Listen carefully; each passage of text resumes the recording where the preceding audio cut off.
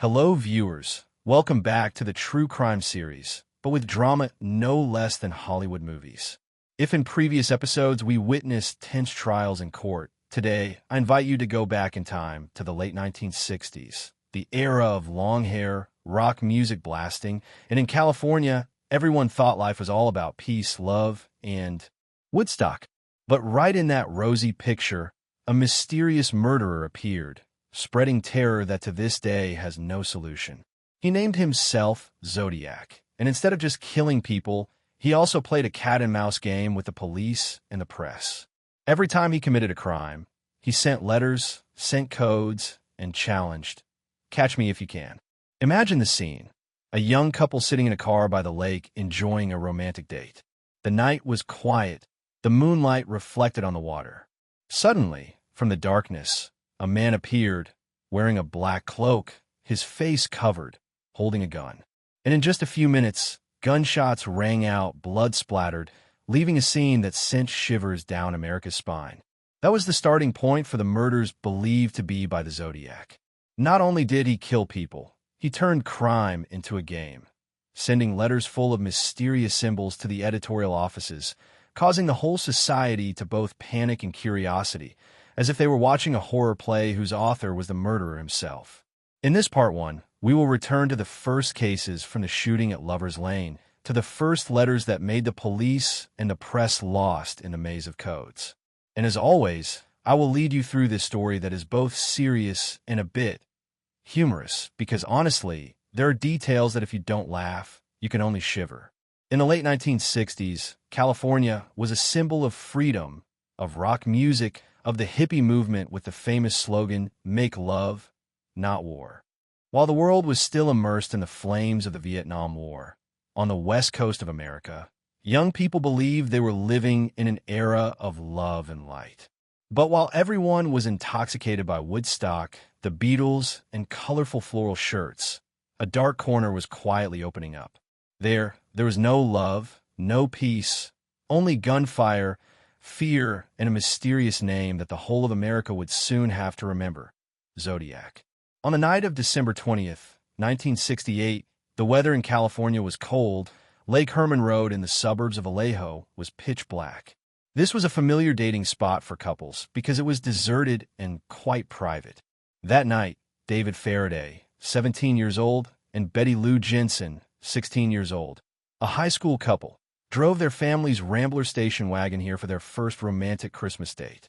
Little did they know that they were about to become the first victims of one of the most horrific crimes in American history. Around 11 p.m., the Rambler was parked on the side of the road, its headlights casting a weak light into the surrounding darkness.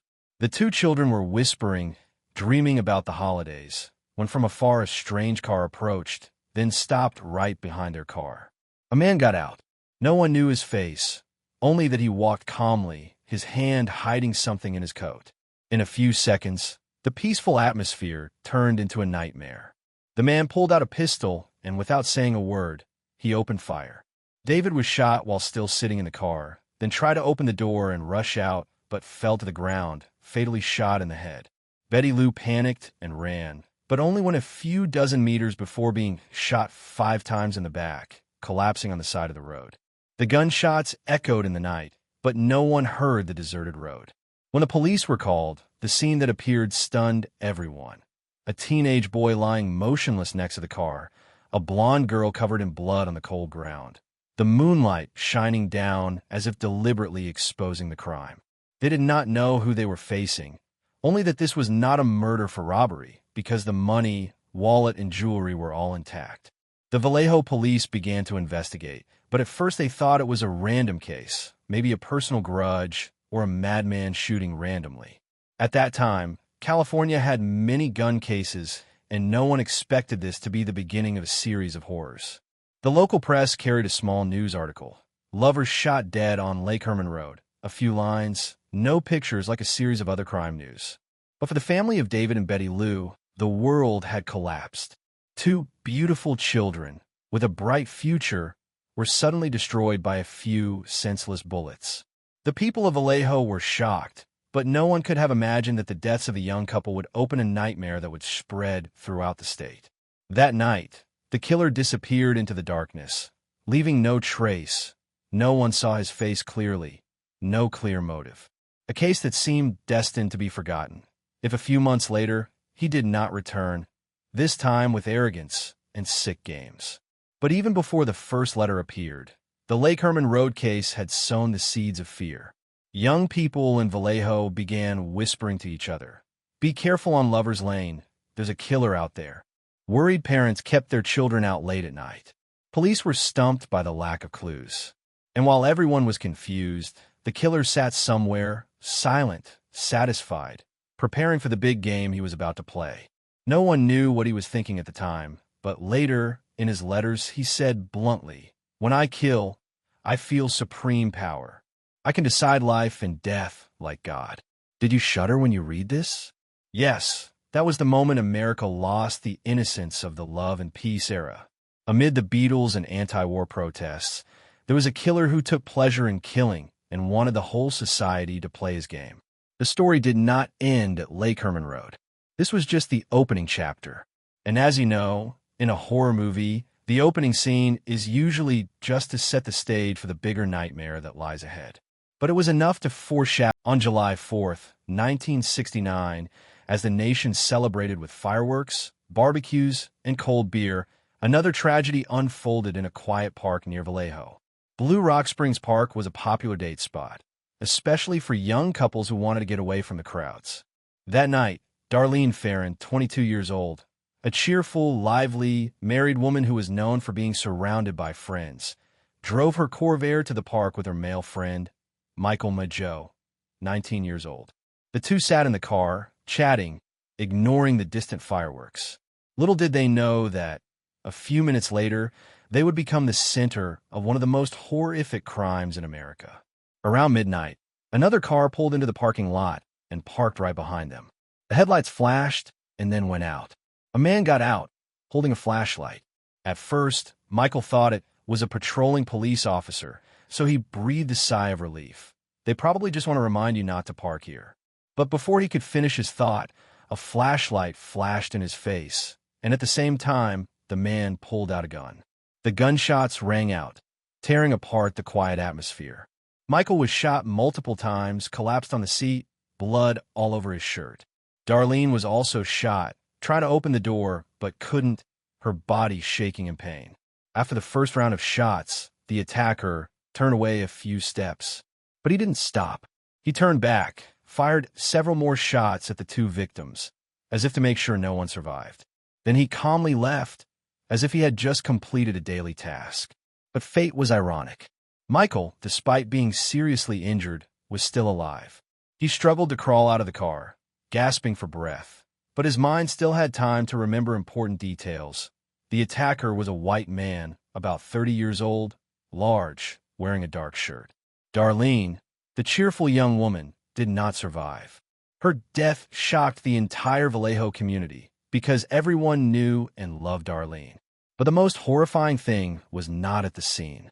Just a few dozen minutes after the attack, while the police were still struggling to receive the victim, a mysterious phone call rang through the Vallejo police station.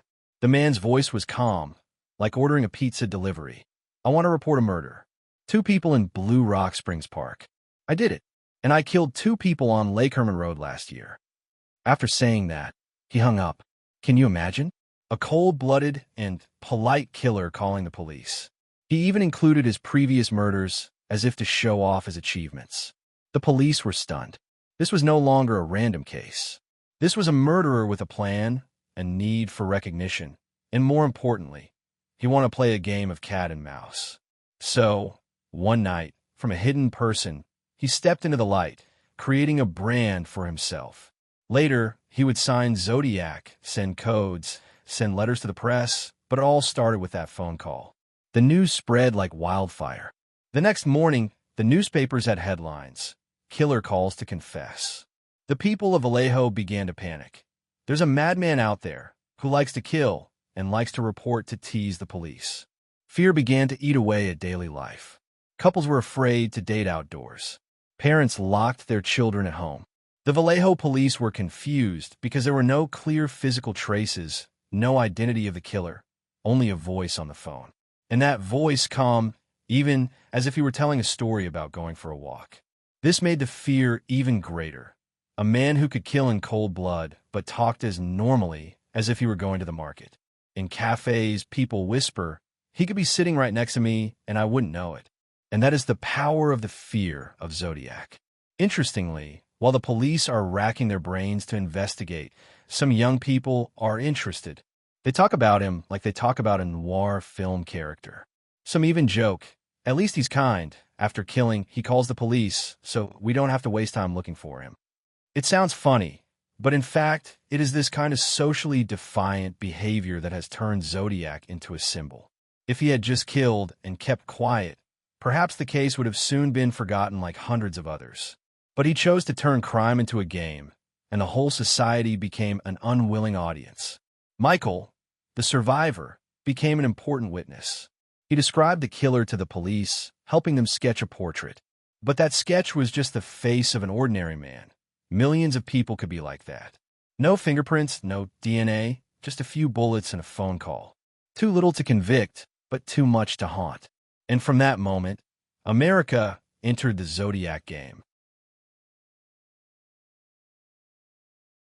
In August 1969, just over a month after the Blue Rock Springs murders, 3 major Bay Area newspapers, the San Francisco Chronicle, the San Francisco Examiner, and the Vallejo Times-Herald, received identical envelopes. They opened them, and their hearts stopped. Inside was a typewritten letter, accompanied by a strange cipher in fancy symbols. The content of the letter was more than a boast. It was a manifesto. The writer claimed to be the killer of the Lake Herman Road and Blue Rock Springs couple. He described the crime scene in details that only the killer would know.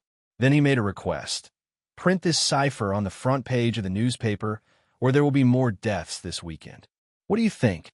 If you were the editor, what would you do? Printing it would be like becoming a megaphone for the killer. Not printing it would put him at risk of striking again. It was a play or die, don't play or die situation.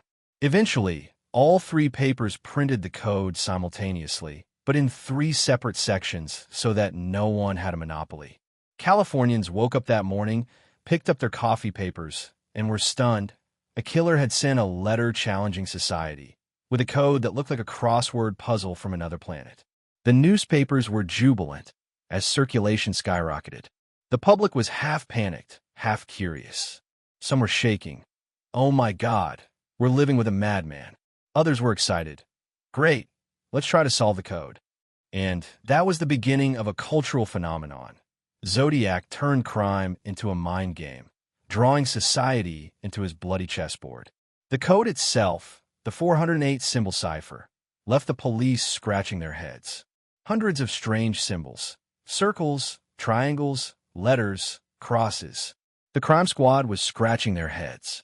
But then, unexpectedly, 2 high school teachers, Donald and Betty Harden, in Salinas, in their free evenings, sat down to put together each symbol, guess each word. In just a few days, they deciphered the horrifying passage, "I enjoy killing people." Killing people is more fun than hunting wild animals, because humans are the most dangerous species. "When I die, I will be reborn in the hunter's paradise, and my victims will be my slaves." Reading this, America shuddered. It was not just murder. This was a sick philosophy. This was a murderer who considered himself a god, who considered human life a pastime. And worse, he enjoyed having the whole society read his manifesto. The police knew that they were not just facing a criminal, but a fame addict. This man killed for fame, killed to be published in newspapers, killed so that the whole world would discuss him. And that made him 10 times more dangerous. The press, of course, exploited it thoroughly. Headlines were everywhere. Zodiac speaks, the letter-writing killer. What had once been a small-town case had become a national phenomenon. On TV, experts were invited to analyze the code, psychologists discussed the killer's psychology, and a talk show even built a model to simulate how he held a gun. The people were divided into 2 camps. One was afraid, closed its doors at night, and did not dare to go to Lover's Lane. The other turned the Zodiac into a topic of conversation over tea and coffee, as if he were a fictional character. Is he smart? Where will he kill next? Some even considered code-breaking a family pastime, sitting around like doing a Sunday crossword puzzle. Do you see the paradox? A serial killer had become a national brain teaser. The police were both angry and helpless. They knew they were being led by the nose. Every time Zodiac sent a letter, he manipulated the media, sowed fear, and satisfied his sick ego. But there was nothing they could do. They couldn't ignore him because he threatened to kill again. They couldn't catch him because he left no trace. So they were forced to play his game. Meanwhile, Zodiac watched from afar with glee. He knew that America was reading his every line, deciphering his every symbol. He had achieved his goal. He had gone from being anonymous to being a symbol. And that was the real nightmare. Not just because of the number of people he had killed, but because he had turned society into an unwilling spectator to his crimes. Chapter 3 ends with a chilling truth. The killer was no longer anonymous in the shadows. He had given himself a name, Zodiac, and the world had to call him by that name. He didn't just want to kill, he wanted to be remembered. And terrifying. In September 1969, when the California public was still in an uproar over the coded letters, Zodiac decided to launch a new performance. And this time, he did not just hide in the dark and shoot from afar. He stepped into the light, disguised as a living symbol. On September 27th, a clear afternoon at Lake Berryessa, the couple Brian Hartnell, 20 years old, and Cecilia Shepard, 22 years old, were sitting on the grass by the lake, enjoying the peaceful scene. They chatted, had a snack, completely unaware that death was approaching. Around 6 p.m., a man appeared from afar. He was wearing a black cloak, like an executioner's robe, with a strange symbol clearly printed on his chest, a circle with a cross, the logo that everyone later knew as the Zodiac sign.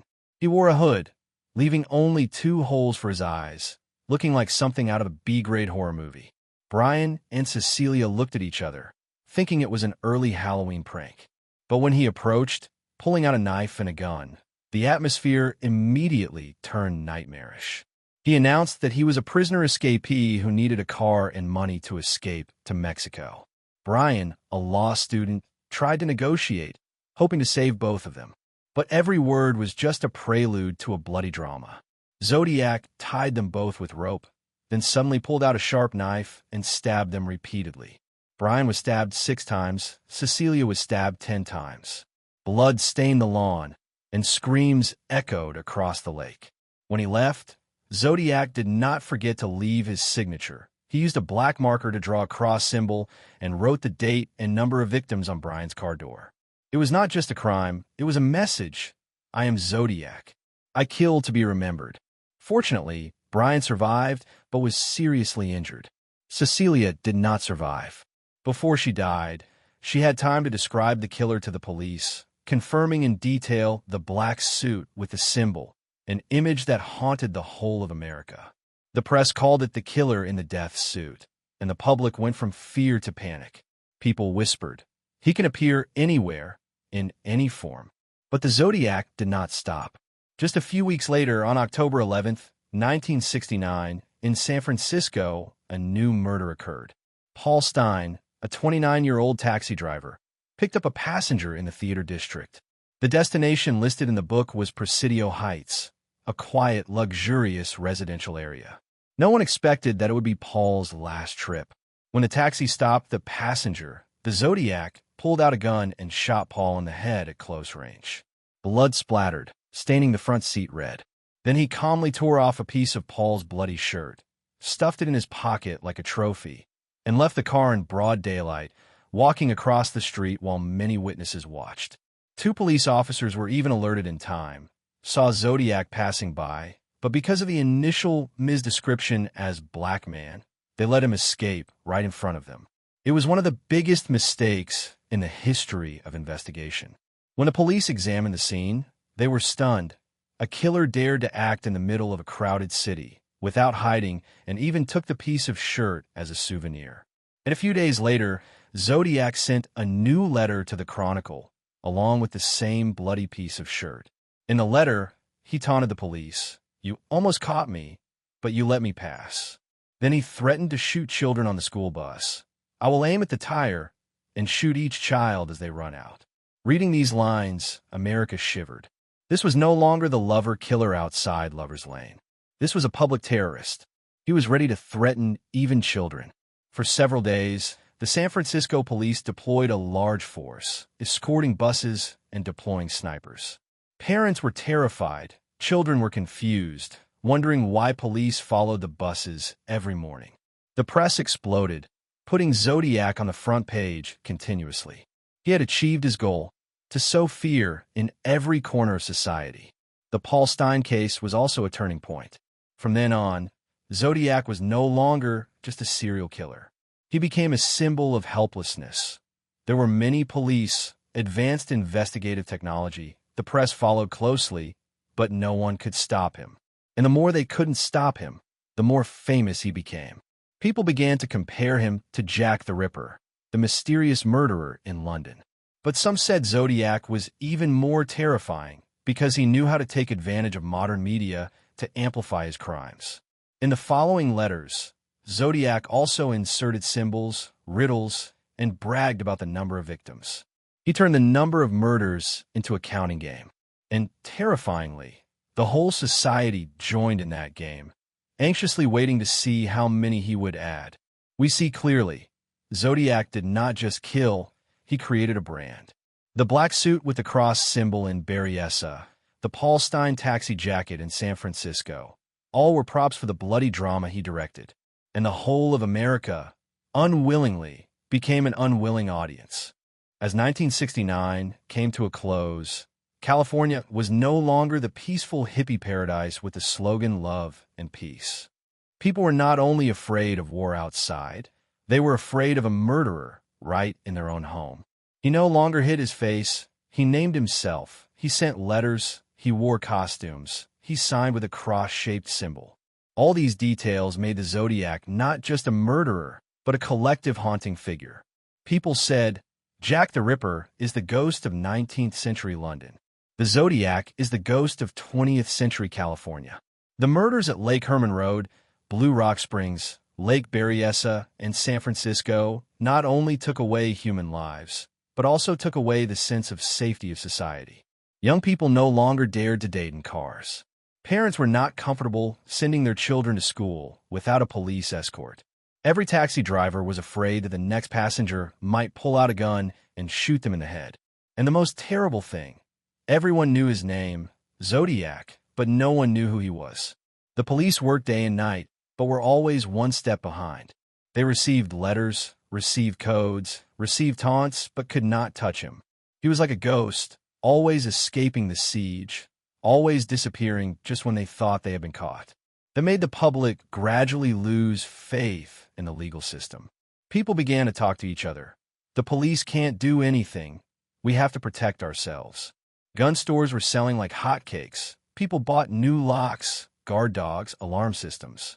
A security fever broke out across California, all because of one person, Zodiac.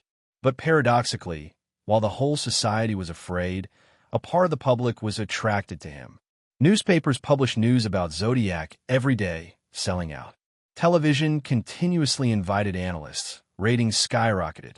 Many people sat at home waiting for Zodiac's new letters, like waiting for a new episode of a TV series. People gossiped, speculated, and theorized. Some collected newspaper articles as a hobby. Some even wrote letters to Zodiac, hoping for a response. Society was sucked into his game, a game in which he was the director, and the public and the media were reluctant actors. That turned Zodiac from a murderer into a pop culture icon.